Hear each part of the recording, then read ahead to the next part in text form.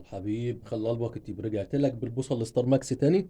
الحمد لله والفضل لله، الاصدار الاول خلص تمام. كنت عارضها من 5 ايام كده. في وسط العرض كان اعلان كتير ما شاء الله الله اكبر، فالاصدار الاول بتاع الستار ماكس اللي هي الاربعة ونص خلص تمام. فاضل الاصدار التاني من الاربعة ونص، والاصدار الاول من التلاتة متر 60 تمام.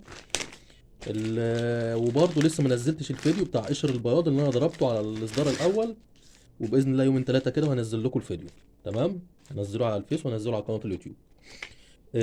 دي ال 63 اهي، ده الاصدار الاول. فاضل الاصدار الاول ال 63 وال 4 ونص الاصدار الثاني، وهنزلهم بنفس السعر برضو اللي انا نزلته من 5 ايام تمام. هنزلهم بنفس السعر اللي انا نزلته من 5 ايام، حتى نفاذ الكميه برضو تمام. اللي هو ال 63 هنزلها 275 تمام. هي الاسعار رفعت، وسألت على الجديد لقيت سعره رفع، بس انا هخلي الكمية اللي عندي بنفس السعر القديم زي ما هو تمام.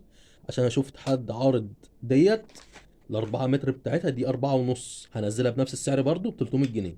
شفت حد عارضها امبارح الاربعة متر بتاعتها ب 350، عرض الاربعة متر بتاعتها ب 350. لا انا هنزلها بنفس السعر الاربعة ونص ب 300 جنيه. هي اقل 50، انا مش قاصد ان انا اضرب حد تمام. انا سألت فعلا على السعر الجديد لقيته رفع، فانا هنزلهم بنفس السعر القديم. دي الاسعار اللي انا شغال عليها ما بغيرهاش لحد ما الكميه تخلص. جبت جديد بعلن بالسعر الجديد تمام. ونقطه برضو لنفس اللي كان منزل البوصه دي امبارح او اول امبارح بال 4 متر ب 350، نزل السنار. نزل السنار تمام. بكرر الكلام تاني عشان الكلام يوصل، واكيد انت شايف الفيديوهات ومتابعها تمام. لما تنزل سعر السنار عشان تضربه، دي مش معلمه. انا قرصته عشان يلم نفسه، هو ايه فهم. انا نزلت السنار وما نزلتوش بنفس السعر اللي هو نزله. انا ما نزلتوش بنفس السعر، خلي بالك من الكلام. انا نزلته دخلته جوه عرض، وراجع الفيديوهات عندي والكومبوهات اللي انا كنت بعملها، وبطلعه بنفس السعر اللي انت بتطلعه. افهم الكلام. ودي اصول المعلمه والتجاره. عايز تخلي واحد يتقي ربنا، افهم الكلام ماشي ازاي. ان غزو، ان عدل كان بها، ما انعدلش يبقى تجيب القضيه معاه. امشي على المبدأ ده هتنجح. اسمع مني تمام. انا يا دوبك اديته شكه كده، لقيته انعدل ومشي بمرض الله.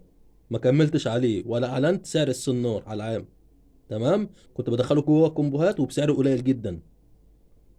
فاحنا بنتقي ربنا علشان ايه؟ ربنا يبارك لنا وما تخسرش الناس. اللي عاد الكل يخسر تمام، حتى لو كان وحش. انا ما بقولكش تتصادق مع الوحش، لا.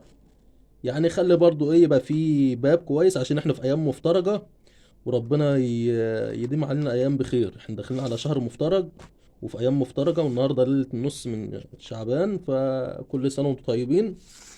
ودي في الاول وفي الاخر يعني تجارة، يعني ده هواية، مش الواحد بيفك عن نفسه شوية في عرض شوية العدة ولا الكلام ده، فالدنيا مش مستاهلة يعني.